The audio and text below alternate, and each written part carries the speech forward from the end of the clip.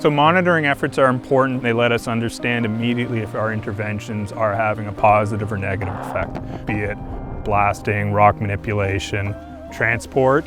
In a construction of the nature like Fishway have allowed salmon to start passing through the slide area.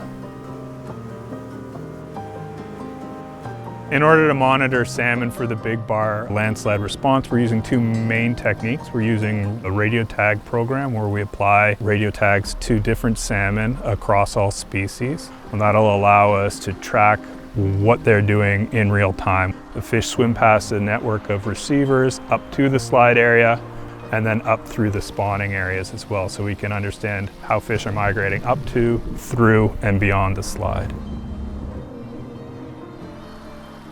Pair that with some hydroacoustic sites, some sonar sites that allow us to see salmon entering the slide area and exiting the slide area.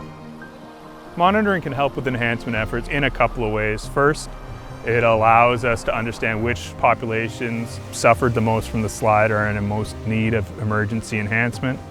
Second, by getting real-time DNA information, we were able to understand what populations were approaching the slide area or held up, which allowed us to plan which ones we could target for enhancement in 2020.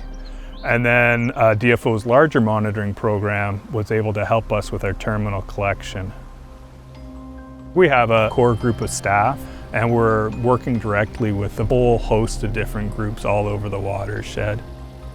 Groups like the UFFCA, Upper Fraser Fisheries Conservation Alliance, helping us by monitoring some upstream stations. We're also sharing sonar information from our programs. They'll share their sonar counts with us and we can compare them to what we've seen pass through the slide.